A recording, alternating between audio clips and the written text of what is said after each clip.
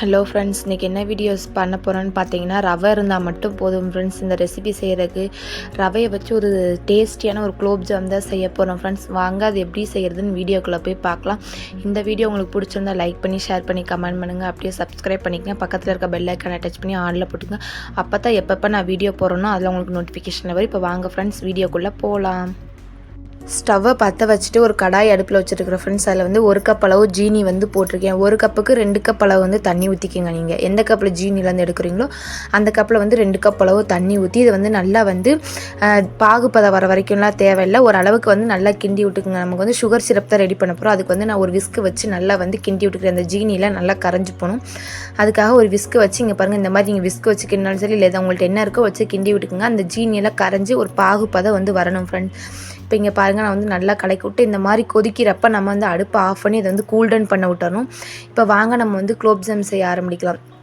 சட்டியை ஒரு வடை சட்டி அடுப்பில் வச்சுட்டு நம்ம வந்து ரவை இருக்குது பார்த்திங்களா, நான் வந்து 3/4 கப் ரவை எடுத்திருக்கேன். நீங்கள் வந்து உங்களுக்கு தேவையானாலும் எடுத்துக்கோங்க. நான் இப்போ 3/4 கப் ரவை எடுத்திருக்கேன். 3/4 கப் ரவை எடுத்தோம்னா 1.25 கிளாஸ் வந்து பால் ஊற்றிக்கணும் ஃப்ரெண்ட்ஸ். ரவையை போட்டு நல்லா வந்து ரவையை வந்து ரொம்ப கலர் மாறக்கூடாது. அப்போனா நம்ம குலோப் ஜாம் வந்து டேஸ்ட் இருக்காது. ஒரு அளவுக்கு வந்து கலர் வந்து கொஞ்சம் சேஞ்ச் ஆகி வாசனை வரும் பார்த்திங்களா, அது வரைக்கும் நல்லா வறுத்துக்கணும் ஃப்ரெண்ட்ஸ்.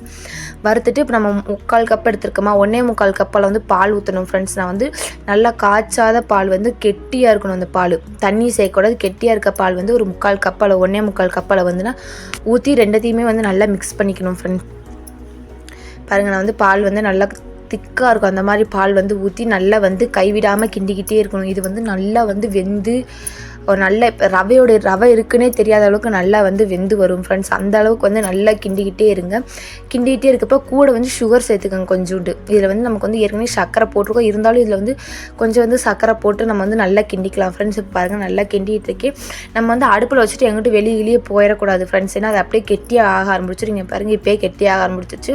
பக்கத்தில் நின்று கிண்டி விட்டுக்கிட்டே தான் இருக்கணும். நல்லா கிண்டிகிட்டே இப்போ பாருங்கள், நான் உங்களுக்கு வந்து சுகர் வந்து போட போகிறேன். நான் வந்து இதில் வந்து ஒரு 1/4 கப் அளவு மட்டும் சுகர் போட்டால் போதும் ஃப்ரெண்ட்ஸ். நான் வந்து சுகர் போட்டு நல்லா வந்து அடுப்பு எப்பவுமே சிம்மில் தான் வச்சு கிண்டிக்கிட்டே இருக்கணும்.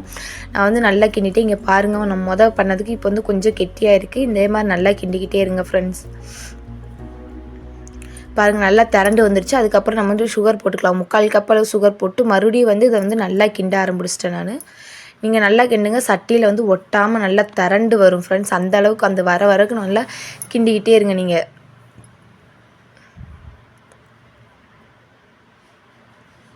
இங்கே பாருங்கள், இப்போ வந்து சட்டியில் வந்து ஒட்டாமல் வந்திருக்கு ஃப்ரெண்ட்ஸ். இந்த அளவுக்கு வந்தோடனே நம்ம வந்து நெய் இல்லைனா எண்ணெய் ஏதாச்சும் எண்ணெய் சேர்த்துக்கலாம். எனக்கு வந்து நெய் வடை பிடிக்காதவங்க அப்படிங்கிறவங்க நெய்யை ஸ்கிப் பண்ணிட்டு எண்ணெய் வந்து சேர்த்துக்கலாம். எண்ணெய் சேர்த்துட்டு நல்லா வாசனை இல்லாத எண்ணெய் வந்து சேர்த்துக்கோங்க. கோல்டு வின்னர் எண்ணெயில் இருக்குல்ல, அந்த மாதிரி சேர்த்துட்டு நல்லா வந்து இதை நல்லா கிண்டி விடுங்க. இங்கே பாருங்கள், சட்டியில் ஒட்டாமல் வந்துச்சு. இப்போ வந்து இந்த கூல்டவுன் பண்ண விட்டலாம். நம்ம நல்லா ஆறுனதுக்கப்புறம் குட்டி குட்டி பால்ஸாக கையில் வந்து கொஞ்சம் எண்ணெய் அப்ளை பண்ணிவிட்டு குட்டி குட்டி பால்ஸாக வந்து எடுத்து உருட்டிச்சுங்க. பெருசாக உருட்டினோம்னா அப்புறம் நம்ம வந்து ஜீனி பாலில் போடுறப்ப கரைஞ்சி போயிடும். குட்டி குட்டி பால்ஸாக வந்து எடுத்து இந்த மாதிரி உருட்டி வச்சுக்கோங்க. இப்போ வந்து ஸ்டவ்வை ஆன் பண்ணி ஒரு கடாய் வச்சு அதில் எண்ணெய் ஊற்றி, எண்ணெய் கொஞ்சம் ஹீட் ஆகணும். ரொம்ப ஹீட் ஆகக்கூடாது, ஹீட் ஆகாமல் இருக்கக்கூடாது. ஓரளவுக்கு ஹீட் பண்ணி பாருங்கள், இந்த மாதிரி போட்டோடனே பபிள்ஸ் வருது. அந்த மாதிரி போட்டு நம்ம ரெடி பண்ணி வச்சுருக்கோம் பார்த்திங்களா உருண்டைகள், குலோப் ஜாம் உருண்டைகள், அதை எல்லாத்தையும் போட்டு நல்லா வந்து ஃப்ரை பண்ணணும். சரி, இதை போட்டு நம்ம வெளியே போயிடலான்னு சொல்லிட்டு போயிடாதீங்க. பூராமே தீஞ்சு போயிடும். அடுப்பு வந்து எப்பயுமே சிம்மில் வச்சுட்டு தான் பண்ணணும் ஃப்ரெண்ட்ஸ். இந்த மாதிரி சிம்மில் வச்சுட்டு நம்ம வந்து கிண்டி விட்டுக்கிட்டே இருக்கணும். 10 நிமிஷத்துக்கு ஒரு தடவை அப்படியே கை வச்சு கிண்டி விட்டுக்கிட்டே இருக்கணும் ஃப்ரெண்ட்ஸ். இது வந்து நல்ல கலர் ரொம்ப நேரம் ஆகும், சேஞ்ச் ஆகும். ஒரு 1/4 மணி நேரமாச்சும் ஆகும். நம்ம பக்கத்துலேருந்து நல்லா கிண்டி விட்டுக்கிட்டே தான் இருக்கணும் ஃப்ரெண்ட்ஸ். இங்கே பாருங்கள், உங்களுக்கு வந்து எந்த மாதிரி லேஸாக இருந்தாலும் சரி, டார்க்காக, ஒரு சிலர் கருப்பு குலோப் ஜாம்லாம் சாப்பிடுவாங்களோ அந்த மாதிரி உங்களுக்கு எப்படி வேணுமோ அந்த அளவுக்கு வந்து நல்லா ப்ரௌனிஷ் ஆக விட்டுருங்க. எனக்கு வந்து ஒரு அளவுக்கு போதும். அதனால் இங்கே பாருங்கள், இந்த மாதிரி வந்து நம்ம வந்து ஃப்ரை பண்ணிகிட்டே இருக்கணும் ஃப்ரெண்ட்ஸ். நம்ம வந்து திடீர்னு இங்கிட்டு போயிடக்கூடாது. போயிட்டோம்னா தீஞ்சு போயிடும். பக்கத்தில் நின்று நல்லா கிண்டி விட்டுகிட்டே இருக்கணும் ஃப்ரெண்ட்ஸ். நான் வந்து எடுத்து காமிக்கிறேன், அந்த அளவுக்கு எனக்கு ப்ரௌனிஷ் இருந்தால் போதும்.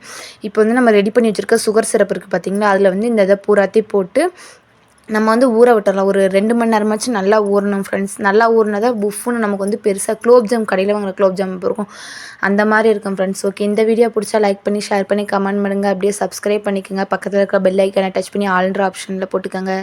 Okay, bye. தேங்க்ஸ் ஃபார் வாட்சிங்.